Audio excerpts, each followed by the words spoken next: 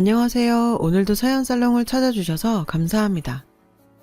저는 남편과 함께 딸을 키우며 살고 있는 여성이에요. 평소 주변에 할 수 없었던 저희 가족 이야기를 하고 싶어서 사연을 보내게 되었어요. 우선은 제 이야기부터 시작해야 할 것 같네요. 모든 얘기는 저로부터 비롯됐으니까요. 저는 평범한 가정의 세 자매 중 둘째로 태어났어요. 위아래로 언니와 여동생이 있었죠. 언니는 어릴 때부터 얼굴도 예쁘고 무용에 재능이 있었어요. 예술고등학교 무용과에 진학해서도 실력을 인정받을 정도로 잘했어요. 여동생도 마찬가지로 얼굴도 예쁘고 공부를 아주 잘했어요. 초등학교 때부터 시험만 보면 100점을 받아오더니 중학교에 들어가서도 전교 10등을 벗어나지 않았죠. 그에 비해 둘째인 저는 뭐 하나 내세울 것이 없었어요. 공부를 아주 못한 건 아니었지만 내세울 정도는 아니었고 언니처럼 예능 쪽에 재주가 있는 것도 아니었죠. 그러다 보니 어릴 때부터 저는 자존감도 낮고 열등의식도 있었어요. 그렇다고 부모님께서 차별하신 것도 아니에요. 늘 우리 세 자매를 공평하게 대하려고 노력하셨고 저와 언니, 동생을 비교하거나 차별하신 적도 없었어요. 다만 주변에서 여러 소리들을 듣다 보니 제 스스로 자존감이 많이 떨어진 거죠. 2살 아래 여동생과 같은 고등학교를 다니면서 특히 마음고생이 심했어요. 동생은 학교에서 정말 인기가 많았어요. 저희 반에 수업을 들어오신 선생님들은 저를 이름 대신 미주 언니라고 불렀죠. 미주는 제 여동생 이름이거든요. 심지어 친구들도 저만 보면 제 동생 얘기를 꺼냈어요. 네 동생은 어떻게 공부하냐, 학원은 어디 다니냐 등등 제 친구인지 동생 친구인지 구분이 안 갈 정도였죠. 그렇게 저는 자매들에게 가려진 삶을 살아야 했어요. 불행하지는 않았지만 제 스스로의 자신감은 바닥인 삶이었어요. 그러다 고등학교 3학년 때 한 남자를 만나게 되었어요. 당시 고3 교실에는 종종 대학 선배들이 찾아와서 자기네 학교 홍보를 하고 가곤 했는데요. 그도 그중 한 명이었습니다. 저는 홍보 내용을 그냥저냥 들으면서 앉아 있었고 홍보가 끝나자 학생들이 하나둘 교실을 빠져나가기 시작했죠. 그때 그 남자가 제게 다가왔어요. 그리곤 강연을 주의 깊게 듣던데 자기네 학교에 진학할 의향이 있냐고 묻더군요. 전 당황했죠. 제가 열정을 가지고 들은 것도 아니고 그 학교에 진학할 생각이 없었으니까요. 저는 아직 진로를 정하지 못했다고 했어요. 그러자 그 남자는 제게 적극적으로 학교 홍보를 하면서 꼭 오라고 하더군요. 저는 생각해보겠다고 대답했어요. 그 남자는 제게 자신의 휴대폰 번호를 가르쳐주면서 언제든지 연락하라더군요. 괜스레 이상한 기분이 들었어요. 지금껏 제게 누군가 먼저 관심을 보여준 적이 없었거든요. 관심은 늘 언니와 동생 차지였으니까요. 더군다나 훈훈한 대학생 오빠라니. 저는 며칠 고민하다 전화를 했어요. 신호가 가는 내내 가슴이 두근거렸죠. 조금 뒤 그가 전화를 받았어요. 저는 떨리는 마음을 진정시키며 말했죠. 안녕하세요. 전에 학교에 오셔서 전화번호 주셨던 학생이에요. 아, 그 예쁜 학생? 잘 지냈어요? 남자는 반갑게 제 전화를 받아주었어요. 저는 막상 전화를 걸어놓곤 무슨 말을 해야 할지 모르겠어서 대충 진학 상담 때문에 전화했다고 둘러댔어요. 우린 그렇게 긴 통화를 나누었고 어느새 저는 그를 오빠라고 부르게 되었죠. 오빠는 그날 홍보를 했던 대학의 조리학과에 다니고 있었어요. 어찌나 자기네 과 자랑을 하던지 저도 조리학과에 들어가고 싶다는 생각이 들 정도였죠. 그런 제 마음을 읽었는지 오빠는 본격적으로 조리학과에 대한 설명을 해주었어요. 담당 교수님과 실습 과정 등 아주 상세하게요. 그날 오빠와 통화를 하면서 전 제 진로를 결정하게 되었어요. 오빠는 통화로는 한계가 있으니까 만나서 자세하게 설명해 주겠다며 한번 만나자고 하더군요. 전 잠시 망설이다가 그러자고 했죠. 제게 다정하게 대해주는 오빠 덕분에 설레고 행복했어요. 그렇게 그 주 토요일에 오빠와 만나기로 했어요. 약속 장소인 카페에 나가보니 오빠가 먼저 와서 기다리고 있더라고요. 과 점퍼를 입고서 말이죠. 그 모습이 어찌나 멋있어 보이던지 오빠는 저를 오래 알고 지낸 동생처럼 다정하게 대해주고 제 자신에 대한 사적인 얘기도 들어주었어요.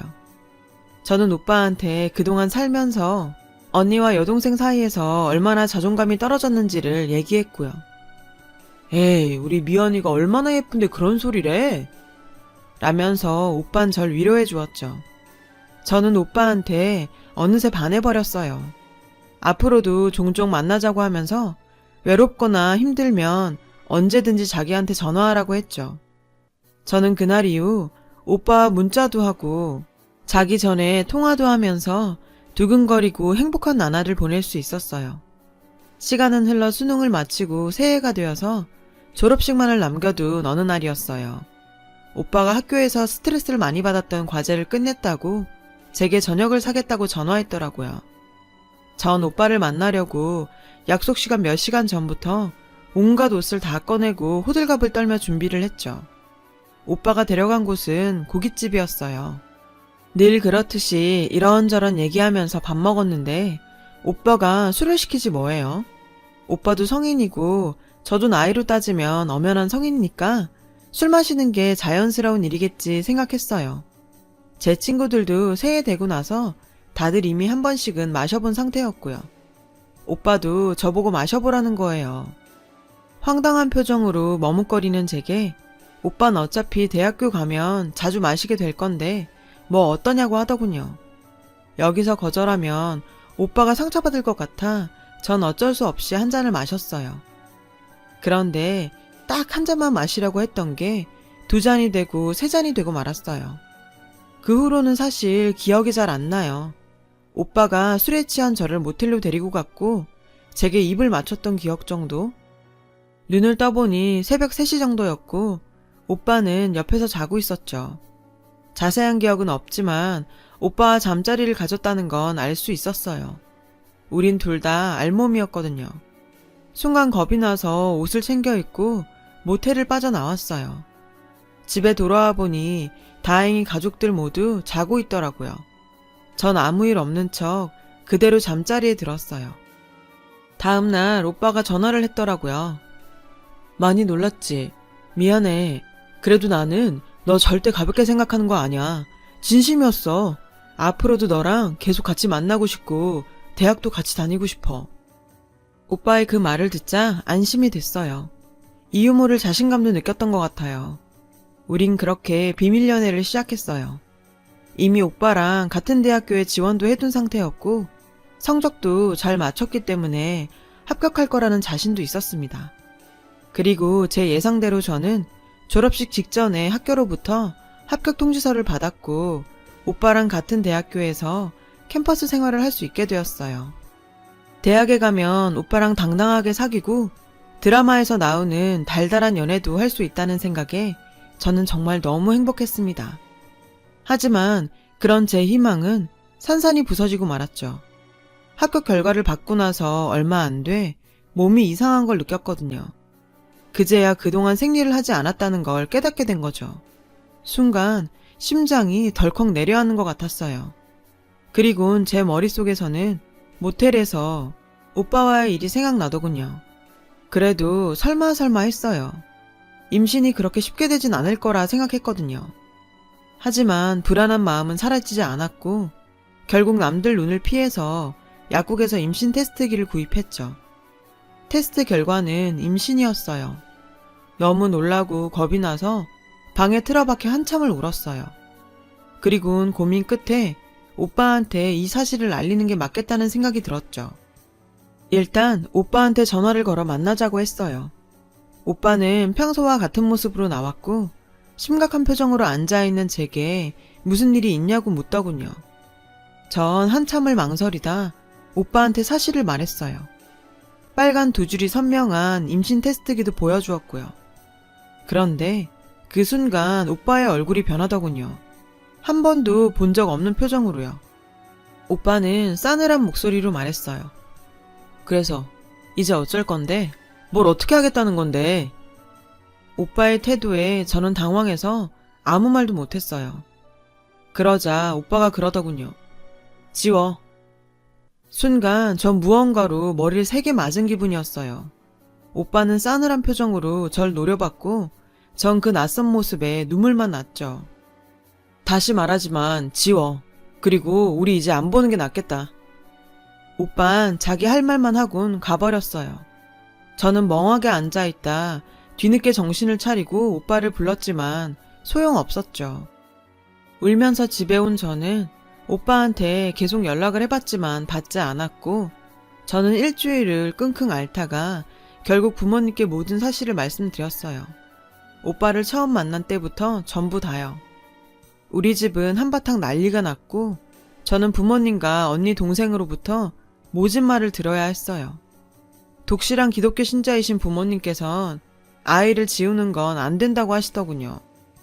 부모님께서는 오빠한테 전화를 하셨어요. 수차례 시도 끝에 결국 오빠와 연락이 닿았어요. 하지만 전화를 받은 사람은 오빠가 아닌 오빠 부모님이더군요. 자기 부모님한테 떠넘긴 거였죠. 알고 봤더니 그 사람은 집에서도 손 놓은 문제하더라고요. 걔 한 달 뒤에 외국 보낼 겁니다. 애는 그냥 지우세요. 수술비는 저희한테 청구하시면 드릴게요. 이만 끊습니다. 오빠 부모님의 일방적인 태도에 저희 부모님은 할 말을 잃으셨어요. 그러면서도 애를 지우는 건 절대 안 된다는 말만 거듭하셨죠. 눈물이 나더군요. 내가 왜 그런 멍청한 짓을 했을까 자책만 했죠. 그런 와중에 저는 대학 입학 안내 소식들을 들었어요. 하지만 이미 배가 불러오고 있었기에 진학은 할 수 없었죠. 그저 하루하루 달라져가는 내 몸과 입덧을 견뎌야 했어요. 아빠는 일단 낳고 보자고 하시면서도 저만 보면 한숨을 쉬셨고 엄마는 눈물을 흘리셨죠.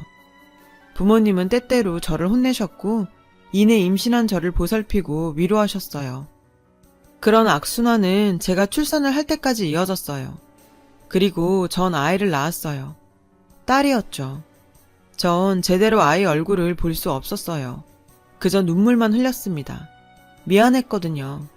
축복받아야 할 아이를 미움 속에서 아빠 없이 태어나게 한 게 너무 미안했어요. 얼마 뒤 부모님께선 제게 아이를 입양 보내자고 하셨어요. 엄마 아빠는 더 이상 아기를 키울 능력도 힘도 없으시다면서요. 그렇다고 제가 아이를 키우는 것도 현실적으로는 너무 힘든 일이 아니냐고 절 설득하셨죠. 차라리 입양을 보내는 게 아기한테도 좋을 거라고요. 저는 몇 날 며칠을 울며 고민했어요. 그래도 내가 낳은 내 자식인데 이대로 떠나보낼 생각을 하니 미치겠더라고요. 하지만 아기의 미래를 생각하라는 부모님의 말이 귀에 맴돌았어요. 제가 키워봤자 뭘 해줄 수 있겠어요. 그 생각이 계속 맴돌아 저는 결국 부모님께 입양 보내겠다고 했어요. 결국 그렇게 제 아기는 부모님 품에 안겨 입양기관으로 가고 말았죠. 아기가 떠나는 날 전 너무 가슴이 아파서 아기 얼굴도 제대로 보지 못했어요. 그렇게 반년이 조금 안 된 어느 날 아기가 입양됐다는 소식을 들었어요. 그 소식을 들으니 또다시 가슴이 미어지는 것 같았어요. 이제 정말 내 아기가 아니구나 싶어서요. 엄마는 그런 절 안아주시며 그러시더군요. 그래도 이제 그 집에 가서 사랑받고 잘 살 거다. 그러니 너도 정신 차리고 새 출발할 준비를 해. 그게 아이를 위하고 널 위한 거야. 엄마의 따뜻한 위로도 제겐 위안이 되지 않았어요. 전 그저 아이를 버린 엄마니까요. 하지만 엄마 말처럼 이러고 있을 수는 없었어요. 그래서 정신을 차리고 몸을 추스리려 노력했죠. 살아야 하니까요. 어느 정도 몸 상태가 나아지자 현재의 제 모습을 직시하게 되더군요. 무용과에 다니는 언니와 명문대 입학은 따놓은 당상인 여동생에 비해 제 신세가 너무도 초라하고 형편없었어요. 안 그래도 세 자매 중 가장 떨어지는 나였는데 그 격차가 더 커진 거죠. 엄마는 재수를 해서 대학을 가도 좋다고 말씀하셨지만 저는 더 이상 부모님께 부담을 드리는 게 미안해서 대학 진학은 포기하기로 했어요. 대신 돈을 벌 수 있는 길을 찾기로 했죠. 그러다 제과제빵 자격증에 관심을 갖게 되었어요. 일단 동네 편의점에서 아르바이트를 시작한 저는 편의점 월급에 부모님께서 주시는 용돈을 모아 제과제빵 자격증 공부를 시작했어요. 학원은 비싸서 못 가고 동네 주민센터에 저렴한 강좌를 들었어요. 아르바이트 하면서 자격증 공부를 하는 건 힘들었지만 그래도 부모님 앞에 조금이라도 떳떳해지자 하는 생각에 미친 듯이 달려들었죠. 1년 조금 넘게 자격증 시험을 준비한 끝에 전 시험에 합격할 수 있었어요. 합격한 후에는 일자리도 얻을 수 있었죠. 주민센터에서 저를 가르쳐 주셨던 선생님께서 감사하게도 저를 본인이 일하시는 가게로 데려가 주셨거든요. 그 빵집은 지역에서 유명한 곳이었어요. 웬만한 프랜차이즈 빵집보다 매출이 높은 곳이었죠. 규모도 컸고요. 비록 전 기술도 없는 막내였지만 그래도 제 또래들에 비해 꽤 많은 돈을 벌 수 있었어요. 첫 월급을 타서 부모님께 드렸더니 그간 고생 많았다며 우시더라고요. 부모님의 그런 모습을 보자 전 떠나보낸 지 2년이 다 돼가는 제 딸이 생각나 속으로 울었어요. 내 아이도 언젠가 자라 부모님께 첫 월급을 가져다 드리면 뿌듯해할 거란 생각을 하니 울컥했어요. 그렇게 친구들이 대학에 다닐 때 저는 열심히 일하며 경력을 쌓았어요. 빵집 안에서도 막내를 탈출하고 드디어 빵도 굽게 되었죠. 일을 하다 보니 사는 게 보람있고 행복하더라고요. 그렇게 전 일만 하면서 20대를 보냈어요. 언니는 대학 졸업 후 결혼해서 외국으로 나갔고 여동생은 대학 졸업 후 대학원에 진학해서 자취를 시작했죠. 저는 여전히 부모님과 같이 살았고요. 그런데 제게도 새로운 인연이 나타났지 뭐예요. 30대가 되고 얼마 안 됐을 무렵 저희 빵집에 새로운 제빵사님이 오셨어요. 전에 계시던 제빵사님이 몸이 아프셔서 급하게 후임자를 구하게 된 거죠. 인상도 선하시고 겸손한 분이었어요. 밑에 사람들도 많이 배려해 주셨고요. 그래서 다들 좋은 분이 오셨다고 좋아했죠. 저도 마찬가지였고요. 그런데 그분이 어느 순간부터 제게 호감을 보이더라고요. 누가 봐도 티나게 절 챙겨주셨죠. 간식도 챙겨주시고 먼저 말도 걸어주시고 제가 짐을 옮길 때마다 득달같이 달려와서 들어주시고 그러니 동료들 사이에서 말이 안 나올 수가 없었어요. 제빵사님이 미연씨 되게 좋아하나 봐. 좋겠다. 잘해봐. 동료들은 진심으로 해준 말이었지만 솔직히 전 그런 말을 들을 때마다 불안했어요. 10년 전 겪었던 아픔으로 저에겐 남자에 대한 불신이 있었거든요. 저는 이 불안감을 없애고 싶었어요. 그래서 제빵사님께 얘기했죠. 말씀드릴 게 있는데요. 오늘 일 끝나고 시간 괜찮으세요? 제빵사님은 흔쾌히 그러자고 하셨어요. 그래서 일을 마치고 근처 공원으로 갔죠. 전 단도직입적으로 물었어요. 혹시 저 좋아하세요? 저랑 사귀고 싶으셔서 잘해주시는 거예요? 제 질문에 제빵사님은 당황하셨지만 이내 침착하게 그러더라고요.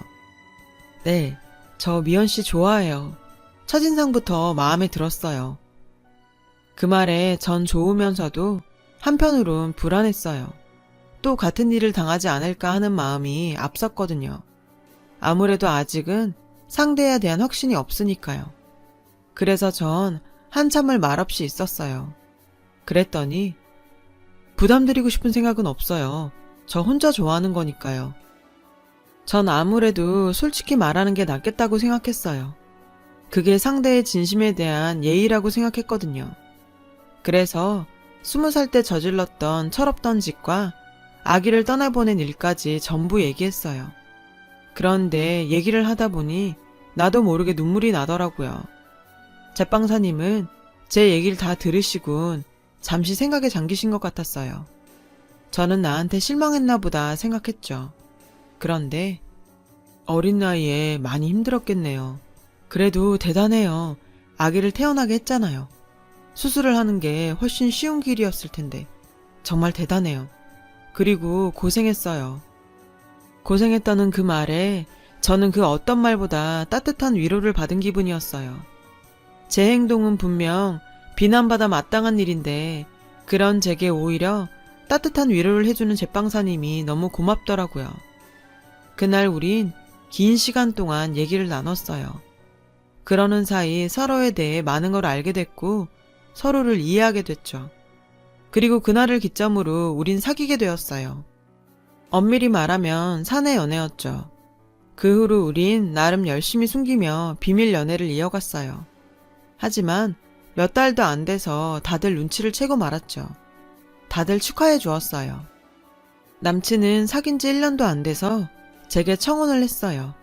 저와 평생을 함께하고 싶다더군요. 전 이번에는 고민 없이 바로 승낙했어요. 사귀는 동안 한결같이 절 사랑해주고 용기를 준 사람이거든요. 게다가 이 사람이 내 짝이라는 확신도 있었고요. 그래서 남친과 함께 남친 부모님을 찾아뵈러 갔어요. 솔직히 조금 겁이 났어요. 제 사정을 다 알고 계셨거든요. 하지만 다행히 남친의 부모님은 좋은 분들이셨고 제 손을 잡아주시며 많이 힘들었겠다고 눈물까지 흘리시더라고요. 전 이렇게 마음 따뜻한 분들을 만나게 돼서 다행이라고 생각했어요. 남친 역시 저희 부모님께 인사를 받고 부모님께서는 이번에는 제대로 된 사람을 만난 것 같다고 좋아하셨죠. 그렇게 저와 남친은 양가 부모님께 허락을 받았고 결혼 준비를 하게 됐어요. 웨딩 케이크는 수석 제빵사님께서 직접 만들어주셨죠. 그렇게 많은 사람들의 축하를 받으며 우린 결혼식을 올렸어요. 그런데 결혼한 지 8개월 정도 지났을까? 저는 충격적인 것을 보고 말았어요. 바로 남편의 휴대폰이었죠. 그날은 주말이었고 우리 부부는 집에서 쉬고 있었어요. 남편이 점심은 외식을 하자고 하곤 씻으러 욕실에 들어갔어요. 그때 남편 휴대폰이 울렸어요. 아무리 부부라도 남의 전화를 함부로 받는 건 예의가 아닌 것 같아서 안 받고 뒀더니 이내 문자가 오더군요. 하나도 아니고 연달아서요. 전 문자가 액정에 뜨는 바람에 내용을 보고야 말았어요. 그리곤 문자 내용에 놀라고 말았죠. 하트 이모티콘은 기본이고 사랑해, 보고 싶어요 등등 딱 봐도 연인 사이의 문자처럼 보였거든요. 순간 손이 부들부들 떨렸어요. 11년 전 배신의 상처가 되살아나는 기분이었죠. 뜨거운 눈물이 흘렀어요. 남편의 휴대폰을 들고 어쩔 줄 모르고 있는 그때 욕실에서 남편이 나왔어요. 울고 있는 저를 보자 놀라서 달려왔죠. 여보, 왜 울어? 무슨 일 있었어? 저는 남편한테 휴대폰을 들이밀면서 말했어요. 왜 우냐고? 당신이 말해봐. 결혼한 지 1년도 안 돼서 딴 여자를 만나? 혹시 내 과거 알고도 결혼한 게 당신이 바람나도 당당할 수 있어서야? 하고 소리쳤죠. 그랬더니 남편은 당황한 얼굴로 휴대폰을 뺏어보더니 오해라며 자기 말 좀 들어보라더군요. 그리곤 제 팔을 붙잡길래 전 뿌리치고 집을 나가려고 했어요. 하지만 남편 힘을 이길 수가 없었죠. 남편은 절 끌어다 소파에 앉혔어요. 남편은 제가 진정할 때까지 기다렸다가 조심스럽게 입을 열었어요. 사실 너한테 어떻게 말을 해야 하나 내내 고민했었어. 차라리 일찍 말할걸. 미안해. 문자 보낸 이 아이 이름은 수지야. 올해 12살이고. 오빠가 12살짜리 애랑 연락한다고? 남편은 고개를 끄덕이곤 말을 이어갔죠. 미연아, 수지는 네 딸이야. 네가 11년 전에 낳았던 그 아이. 전 하마터면 쓰러질 뻔했어요. 남편이 제 딸과 연락을 하고 있다니. 어떻게 제 딸과 만나게 되었는지 이해가 안 갔죠. 기가 막혀서 입도 못 대고 있는 제게 남편은 차근차근 설명을 했어요. 그때 입양을 가고 얼마 안 돼서 많이 아팠다나 봐. 다행히 목숨은 건졌는데 하반신과 왼쪽 팔이 마비가 됐대. 병원에서도 정확한 이유를 모르겠다고 하니까 입양한 분들이 못 키우겠다고 파양을 했다나 봐. 당신이 그 애를 어떻게 알고 찾았다는 거야? 난 못 믿겠어. 믿을 수가 없었어요. 직계가족도 아닌 남편이 어떻게 내 아이를 찾아요? 말도 안 되는 소리였죠. 그런데 우리 결혼하기 전에 내가 장모님께 부탁해서 그 아이를 찾아봤었어. 언젠가 당신이랑 만나게 해주고 싶었어. 그런데 아이가 몸도 아픈데다 파양까지 당해서 시설에 있다고 하면 당신이 힘들어할까봐 말 못하고 있었어. 기회 봐서 얘기하려고 했는데 미안해. 남편의 얘기를 들으며 하염없이 눈물을 흘렸어요. 차라리 거짓말이길 바랬어요. 사실이라고 하면 내 아이가 너무 가엾잖아요. 부모한테 버림받고 몹쓸 병까지 걸려서 파양까지 당하다니. 어린 것의 인생이 너무 가혹하잖아요. 그 벌은 다 제가 받았어야 하는 건데. 남편은 제 손을 잡고 휴대폰의 사진들을 하나하나 보여주었어요. 휠체어를 타고 있는 제 딸은 밝게 웃고 있었어요. 수지는 양부모에 대한 기억이 없어. 엄마 아빠란 말을 해본 적도 없고 보살펴준 건 시설의 선생님들 뿐이니까. 그래서 우리 결혼 전에 찾아가서 놀아주니까 정말 좋아하더라고. 내가 아빠였으면 좋겠다고 그러더라. 나도 수지가 내 딸처럼 너무 예뻐. 미연아, 우리 이제 수지 데려와서 키우자. 불쌍한 우리 수지 우리가 키우자. 남편의 말에 저는 목 놓아 울었어요. 다음날 우린 제 딸이 있는 시설로 향했어요. 남편을 보곤 시설 관계자가 수지를 데리고 나왔어요. 딸은 휠체어에 앉은 채 남편을 보고 환하게 웃더군요. 그건 남편도 마찬가지였죠. 마치 친딸을 보는 것처럼 눈이 반짝였어요. 그 모습에 전 쥐구멍에라도 들어가고 싶은 심정이었어요. 엄마라는 게 자기 딸이 이러고 사는지도 몰랐다니. 제가 미안한 마음에 선뜻 다가가지 못하자 남편은 제 손을 이끌어 주었어요. 수지야, 이제부터 우리랑 같이 살자. 아저씨는 수지가 보고 싶어서 도저히 못 참겠어. 그래 줄 거지? 남편의 말에 딸은 잠시 뾰로통한 표정을 짓더니 이내 환하게 웃으며 말했어요. 아휴, 그렇게 제가 좋다면야 할 수 없죠. 좋아요. 같이 살아요. 같이 살자는 말에 기뻐하는 딸아이를 보자 목이 메어서 아무 말도 할 수 없었어요. 그 순간 딸아이가 그러더군요. 엄마, 나 다 알아요. 아저씨가 엄마 얘기 다 해줬어요. 엄마가 날 포기하지 않아서 제가 세상에 태어났다고요. 고마워요. 그 말을 듣자 전 그 자리에 주저앉고 말았어요. 고맙다니요. 자길 버린 엄마가 어떻게 고마울 수가 있어요. 감정이 복받쳐 올라 울먹였어요. 어깨를 들썩이며 오열했죠. 그러자 딸아이가 휠체어를 끌고 제게 다가와 제 손을 꾹 잡아주더군요. 따뜻했어요.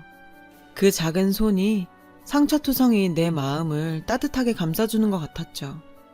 전 그대로 아이를 끌어안고 울었어요. 낳아놓고도 단 한 번도 안아보지 못했던 내 딸을 있는 힘껏 꼭 안아주었죠. 그날 남편과 전 수지를 데리고 집으로 왔어요. 수지는 남편과 제가 꾸며놓은 자기 방을 보곤 무척 기뻐하더군요. 남편이 1년 가까이 수지를 만나오면서 수지가 좋아하는 캐릭터와 연예인을 알아놓은 덕에 수지 취향대로 방을 꾸몄거든요.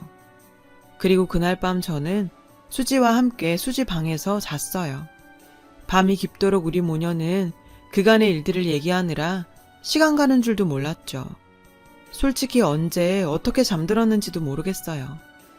그리고 다음날 우린 주민센터를 방문해 남편 호적에 수지를 올렸어요. 정식으로 우리 세 사람은 가족이 된 거죠. 소식을 들은 친정 부모님께선 한 걸음에 달려오셨어요. 엄마는 수지를 보자 저처럼 오열하셨죠. 당신이 직접 수지를 시설에 맡기셨으니 오죽하겠어요. 엄마는 그날 남편한테 고맙다는 인사를 몇 번이나 했는지 몰라요. 그렇게 가슴 벅찬 모녀 상봉이 끝나고 세월이 흘러 수지는 중학생이 됐어요. 비록 몸은 불편하지만 여느 중학생과 다를 바 없는 여중생이 되었죠. 가끔은 제 속도 뒤집어 놓고 말이죠. 살을 부비고 살면서 우리 세 식구는 정말 단단한 가족이 되었어요. 아픈 시간이 길었던 만큼 지금의 행복을 오래오래 지켜나가고 싶어요. 사랑하는 남편, 그리고 소중한 딸과 함께요. 제 긴 사연 들어주셔서 감사드려요. 여러분의 오늘도 행복하시길 바래요. 여러분, 사연 댓글에 응원과 현명한 조언 부탁드려요. 좋아요와 구독은 저에게 큰 힘이 됩니다. 오늘도 좋은 일 가득하세요.